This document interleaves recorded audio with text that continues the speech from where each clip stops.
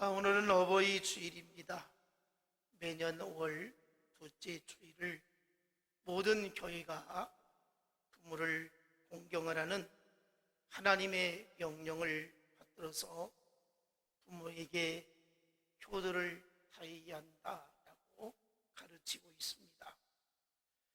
예수 믿고 구원받은 사람은 부모님 살아계실 때에 효를 다해야 합니다.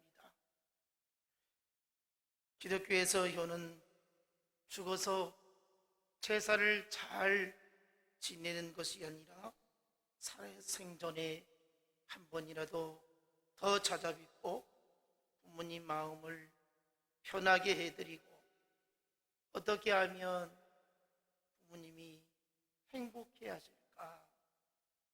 내가 살아있는 것이 복이다. 이렇게 마음을 가지실 수 있도록 해드려야 합니다. 여러분, 부모님들이 너무 속상할 때가 있습니다. 마음이 아플 때가 있죠. 그럴 때 하시는 말씀이 있습니다. 다 내 죄다. 이렇게 말씀하시면서 연세 드신 어르신들이 내가 빨리 죽어야 할 텐데 이런 말씀을 푸념으로 내뱉기도 합니다. 여러분, 부모님을 내가 오래 살으니까 참 좋은 꼴도 본다. 참 행복하다. 살만 난다. 이렇게 해드려야 한다는 것입니다. 늙은 부모가 자식이 나를 지극히 사랑하는구나 이렇게 느껴지도록 해야 하지 않겠습니까? 눈에 보이는 부모나 어르신들을 함부로 하거나 잘 섬기지 아니하면서 주일이면 예배를 드리고 또 때를 따라서 하나님 앞에 헌신하고 봉사한다고 하면 이것은 진정한 믿음이라고 말할 수 있겠는가? 여러분, 세상 사람들이 우리를 바라보면서 부모님께 효도를 하고 어른을 공경하는 모습을 볼 때에 참 믿음 좋다 이렇게 칭찬하게 될 것이지만 예수 믿는다고 하면서 자기 부모에게 함부로 하고 어른들에게 함부로 하면 진정한 그리스도인이라고 과연 인정을 받을 수 있겠습니까? 정말 우리 예수 믿는 사람들 부모님께 잘해드려야 합니다. 어른들을 내 부모처럼 잘 섬겨야 됩니다. 저는 설교를 준비하면서 두 가지를 생각해 보았습니다. 2년 전에 돌아가신 어머니 생각을 해보았습니다. 생전에 계실 때 자식 사랑이 얼마나 컸던지 생각해 보니까 설교를 이 오드를 치면서 눈시울이 뜨거워졌습니다. 소시적의 일이 생각이 났습니다. 어머니가 어떻게 사랑해 주셨는가를 생각해 보았는데 추운 겨울에 아침 일찍 일어나셔서 자녀들을 따뜻하게 잠을 자기 위해서 자도록 하기 위해서 군부를 떼시고 또 따뜻한 물로 세수를 할 수 있도록 준비해 주셨던 그 어머니의 모습이 눈에 선합니다. 젊은 시절 이웃집 논에 모를 심으러 가셔서 새거리로 건빵을 받게 되죠. 그런데 안 드시고 가져와서 자식들에게 먹여 주셨던 기억들. 그래서 우리는 그것을 물에 넣어가지고 불려서 맛있게 먹었던 기억도 납니다. 그때는 엄마가 건빵을 안 좋아하셔서 가져다 주는 줄 알았습니다. 그런데 장성해 보니까 당신은 배가 고프더라도 자식들을 먹이기 위한 그 사랑이었던 것입니다. 그 마음이 돌아가실 때까지 있었는데 돌아가시기 약 한 달 전에 조카가 할머니 딸기를 사다 드렸습니다. 그런데 어머니가 그것을 안 드시고 우리 아들 집에 오면 같이 먹어야 되겠다 하고 냉장고에 넣어 두었던 것입니다. 그래서 이제 제가 오니까 그걸 꺼내려고 냉장고 문을 쫙 열으니까 이 어르신들이 기운이 없다 보니까 이게 무게중심을 잃어버리면 그냥 넘어지게 됩니다. 그래서 이 어머니가 냉장고 문을 여시다가 그만 뒤로 넘어지게 되었습니다. 그 길로 어머니가 급속도로 몸이 쇠약해지더니 거동하기가 힘들어졌던 것입니다. 엄마는 늘 귀가 따갑게 들려주셨던 말이 있습니다. 공부하라고. 공부해야 잘 먹고 잘 산다고 이렇게 말씀해 주셨습니다. 당신이 넉넉하게 살지 못하는 서름이 있었기 때문에 자식은 잘 살아야 한다. 자식은 행복하게 살아야 된다. 고생하지 않고 살아야 된다. 이게 엄마의 마음이었고 소원이었던 것입니다. 그 마음이 돌아가시기 직전까지, 병원에 가시기 전날까지 저에게 유언처럼 하신 말씀이 있습니다. 다른 자식들은 다 괜찮은데 이 목사가 걱정이다. 이렇게 말씀하시면서 내가 그동안 많이 주었는데 이제는 더 줄 것이 없어서 아쉽다라고 이렇게 말씀을 해주셨습니다. 사실 저도 잘 살고 있는데 다른 형제들에 비해서 이 목회자의 길을 가는 것이 고달픔을 어머니는 알고 계셨던 것입니다. 그 어머니의 사랑이 그리워서 지금도 돌아가실 때 그 병원에 가셨을 때에 그 입었던 옷 그리고 보청기 그것을 이제 병원에서 사망을 하시고 옷을 저에게 주셨고 그 보청기도 주셨습니다. 그것을 어머니의 그 사랑이 너무 그리워서 지금도 제 승용차 트렁크에 보관하고 있습니다. 어머니의 그 그리움이 너무 커가지고 아직 그것을 버리지 못하고 있습니다. 자식들은 평생 부모 앞에 죄를 짓고 살고 있습니다. 자식에 대한 부모의 사랑은 끝이 없고 지극하여서 자식들이 그 은혜를 갚을 길이 없습니다. 요즘 시대가 늙은 부모나 어르신들을 학대하는 이런 경시하는 풍조가 만연해 있습니다. 부모는 먹지 않고 자식을 줍니다. 자식은 먹고 남아야 부모를 준다는 말이 있습니다. 그런데 요즘은 먹고 남아도 부모에게 가져다 드리고 부모를 생각하는 것이 아니라 집에서 키우는 반려견을 생각하게 된다는 것입니다. 부모가 아프거나 밥을 못 드시면 늙어서 당연히 아픈 것이라고, 부모가 늙어서 힘이 없으면 당연한 이치라고 이렇게 치부해 버립니다.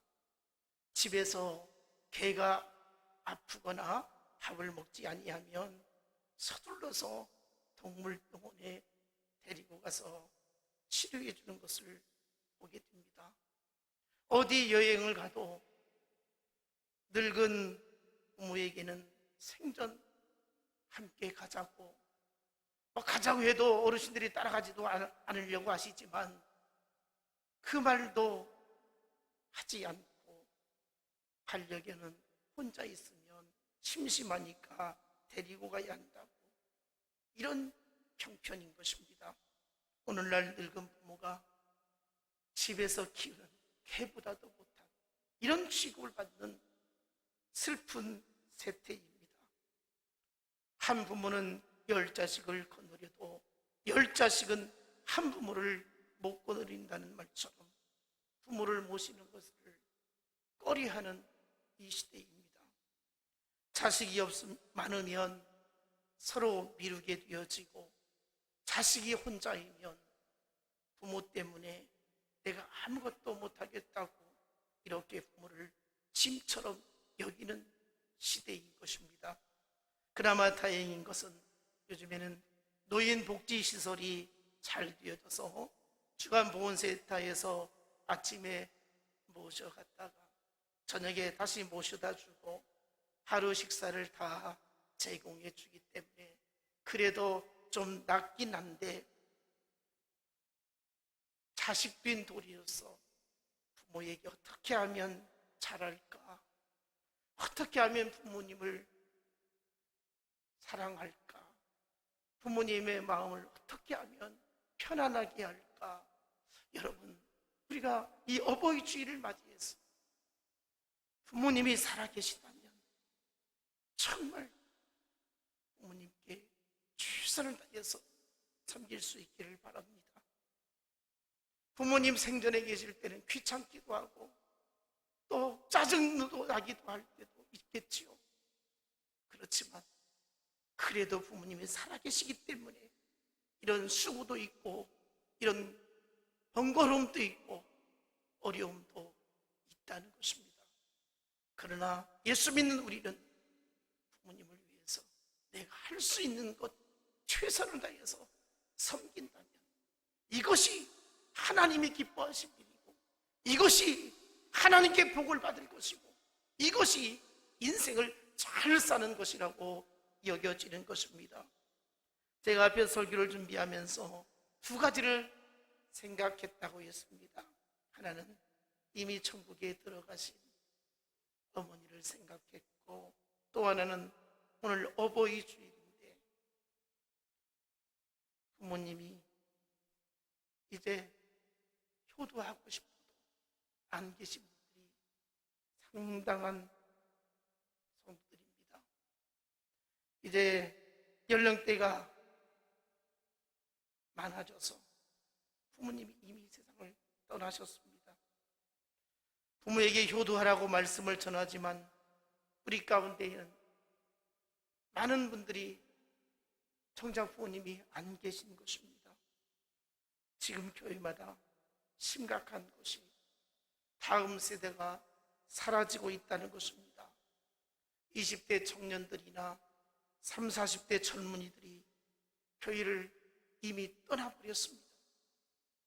그리고 새로 들어오지를 않습니다. 그래서 50대나 60대 초반이 교회의 젊은 층에 속한다는 것입니다.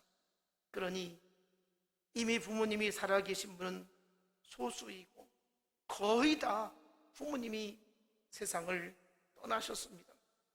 저는 그래서 오늘 설교를 하면서 연세 드신 어르신들, 그리고 장성한 자식들을 바라보는 부모님들에게 수고하셨다라고, 자식들 키우느라고 애쓰셨다라고, 지금도 자식을 바라보며 마음고생하시는 우리 부모님들, 우리 어르신들 높이 치하고 싶은 마음입니다. 우리 서로 위로하고 격려합시다. 자식 키우느라고 애쓰셨네요. 자식 키우느라고 애쓰셨네요. 참 애쓰셨습니다. 정말 자녀들 키우느라고 애쓰셨어요.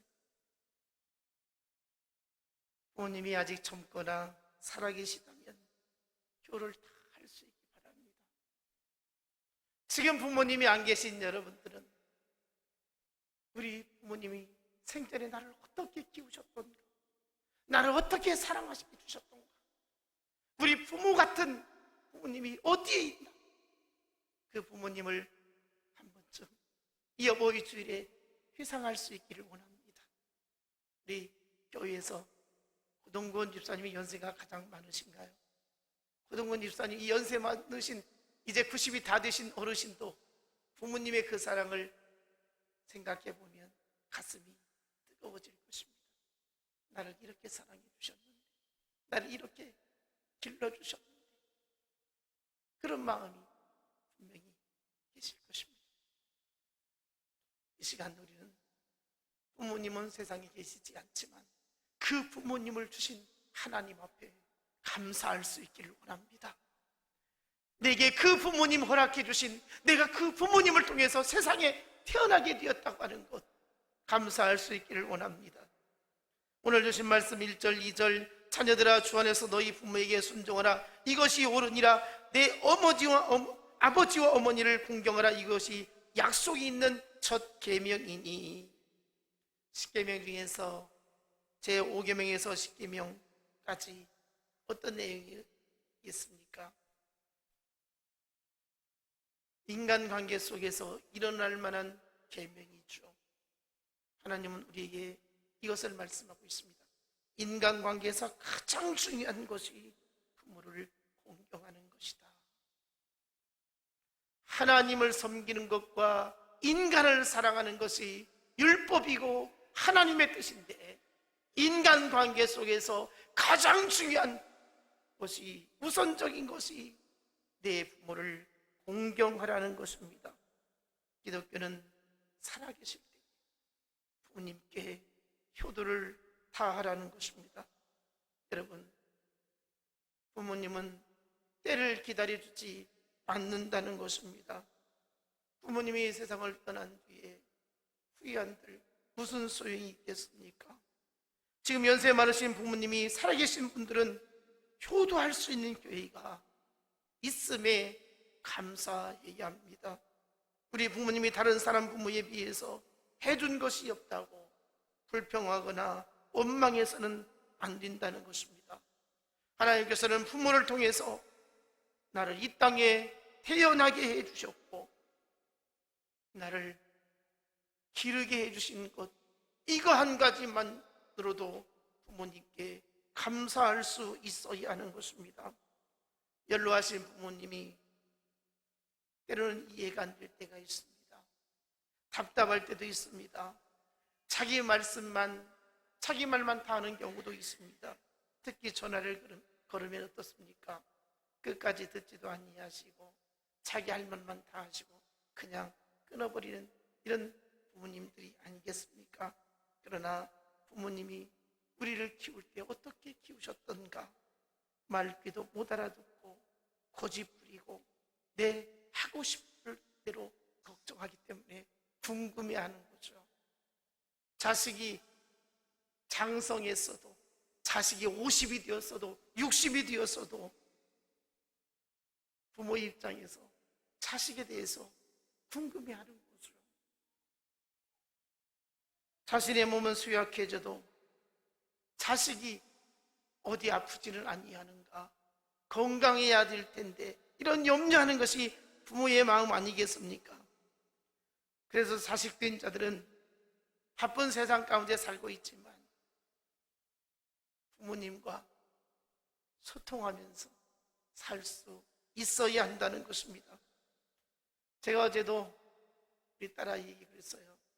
너 오늘 밖에서 무슨 이야기하고 돌아왔느냐 내 물어봤어요. 그랬더니 알라가지 말라는 거예요. 막 궁금해요. 어떻게 되어지고 어떻게 이루어지고 있고 어떤 뜻을 갖고 어떤 꿈을 꾸고 살아가고 있는지. 그러나 이 젊은 사람들은 부모가 뭘 지지골골 다 알려고 하느냐고 그렇게 거부감을 갖는다는 것입니다. 어떠한 경우라도 자식된 자들은 부모님을 행복하게 해야 할 의무가 있다는 것을 명심해야 할 것입니다. 이 땅의 어버이의 최고의 영광이 무엇인지 아십니까? 자식이 우리 부모님 정말 훌륭한 분이라고, 내가 이 부모님의 자식이 된 것이 감사하다고 이렇게 생각할 때 자식 키운 보람이 있다, 이런 생각이 드는 거예요. 가장 서러운 것이 무엇입니까? 내 몸으로 낳은 자식으로부터 사랑받지 못하는 거예요. 자식이 부모님의 은혜를 전혀 알지 못하는 거예요. 여러분, 부모님은 끝까지 자식을 사랑하죠. 목숨 걸고 사랑하죠. 눈을 감고 죽지 않는 한 자식을 가슴에 품고 있죠. 누가복음 15장에 보면 집을 나간 탕자 이야기가 나오죠.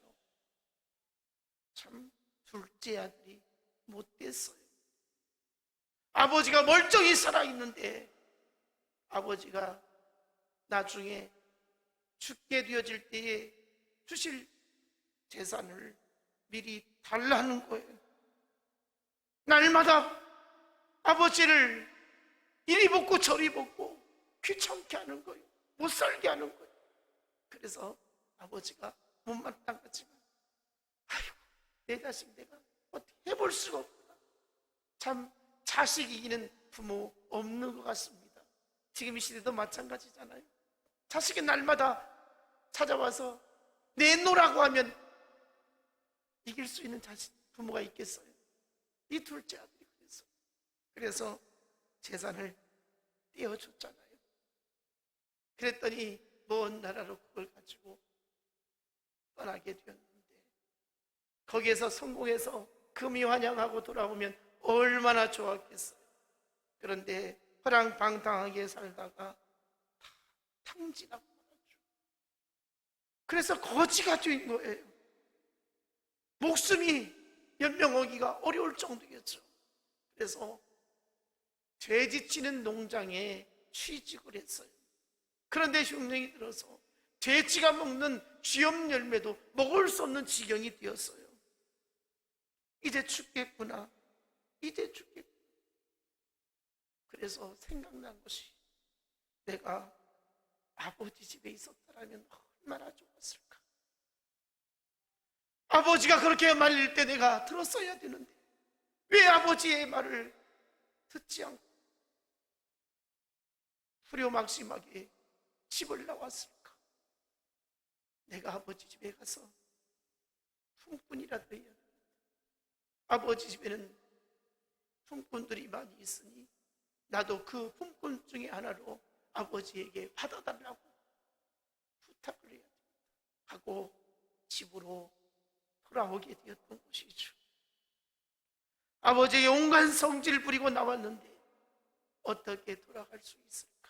난감하였지만 죽을 수가 없으니까, 이대로 있다가는 죽게 생겼으니까 아버지에게 돌아가게 되었던 것이죠. 누가복음 15장 18절로 20절에 내가 일어나 아버지께 가서 이르기를 아버지여 내가 하늘과 아버지께 죄를 얻었사오니 지금부터는 아버지 아들의 일걸음을 감당치 못하겠나이다. 나를 품꾼이 하나로 보소서 하리라 하고 이에 일어나서 아버지께 돌아가니라. 마음 먹고 아버지에게 돌아갔다는 거예요. 그런데 아버지는 이 자식이 살았나 죽었나 어떻게 살고 있나 걱정스러워가지고 날이면 날마다 저 멀지에 우리 자식이 눈에 선해가지고 차라리 거지가 되어서라도 사람만 있으면 좋겠고 다시 만날 수만 있었으면 좋겠다. 이것이 아버지의 심정이었는데 그 자식이 거지가 되어서 처량하게 돌아오는 아버지는 너무너무 기뻤어요.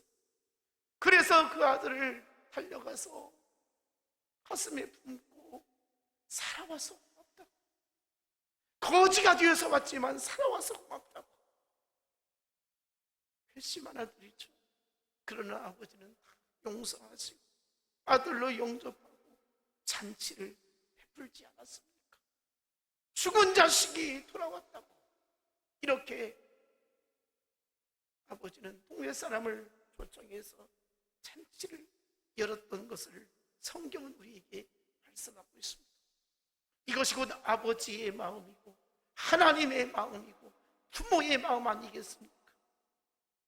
아무리 못된 자식도 받아들이는 것이 아버지의 마음이 아니겠습니까?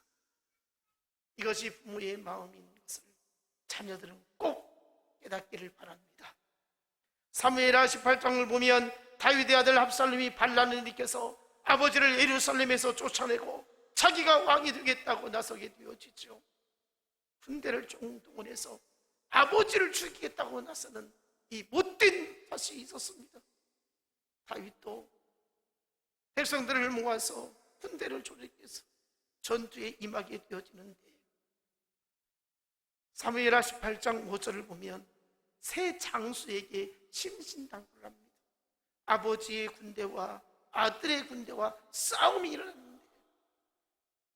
아들의 군대는 아버지를 보기만 하면 단칼에 쳐라 죽이라는 거였어요. 그러나 아버지는 장수들에게 명령을 내리는 거예요. 나를 위하여 젊은 압살롬을 너그러이 대우하라. 절대로 죽이지 말라. 자식은 아버지의 왕권을 빼앗으려고 아버지를 죽이려고 하는데, 아버지는 자식을 죽이면 안 된다는 거예요. 그런데도 불행하게도 그 전쟁에서 압살롬은 비참하게 죽임을 당하고 맙니다. 그러나 다윗은 압살롬이 죽었다는 소식에 왕의 체면도 생각지 아니하고 성곽에 올라가서 얼굴을 가리고, 내 아들 압살롬아, 내 아들 압살롬아, 내가 너를 대신해서 죽었다라면 좋았을 것을 네가 죽다니 하면서 대성통곡을 하는 것을 보게 되어집니다. 사랑할 가치로 잡는 자식임에도 불구하고 자식이 죽었다는 말이 괴로워하며 고통스러워하며 아파하는 그 아비의 마음, 여러분, 자식의 불행을 자기의 탓이라고 돌리며 괴로워하는 것이 부모의 사랑 아니겠습니까? 오늘 이 시대에 안타까운 것은 많은 사람들이 부모의 사랑을 까맣게 잊어버리고 살아가고 있다는 것입니다. 예수 믿으면 부모에게 함부로 해서는, 예수 믿는 사람은 부모를 공경해야 됩니다. 내 부모와 같은 어르신들을 잘 공경해야 되는 것입니다. 우리는 누가 뭐라고 해도 내 부모님이 나를 최고로 사랑하셨다, 나를 가장 사랑하는 분이 내 부모다, 내 부모만큼 나를 사랑하는 사람은 이 땅에 아무도 없다는 것을 우리는 알아야 될 것입니다. 디모데전서 5장 8절, 누구든지 자기 친족 특히 자기 가족을 돌보지 아니하면 믿음을 배반한 자요 불신자보다 더 악한 자니라.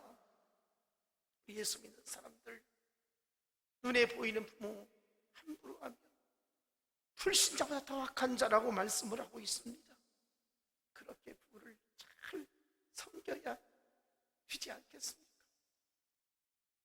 오늘 주신 말씀 본문 3절을 보면 부모를 공경하면 네가 잘되고 땅에서 장수한다, 이렇게 말씀을 하고 있습니다.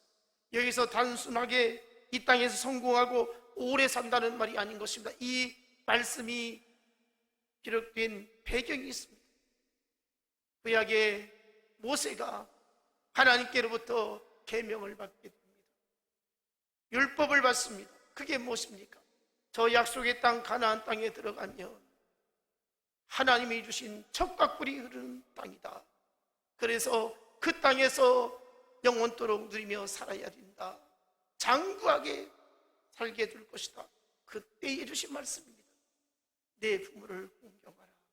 그리하면 그 땅에 들어가서 잘 될 것이다. 그 땅에서 오래오래 장수하게 될 것이다. 이것을 말씀하고 있는 거예요. 여러분, 부모에게 잘하면 주님이 축복해 주십니다.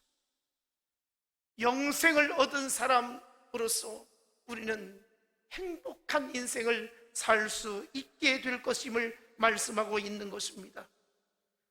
또 하나, 우리가 자식된 자들로서 부모에게 가장 큰 효를 다해야 되겠는데, 무엇보다도 아직도 예수를 믿지 않는 부모님이 계시다면 살아생전에 부모님께 예수 그리스도를 영접하도록 전도해야 할 것입니다.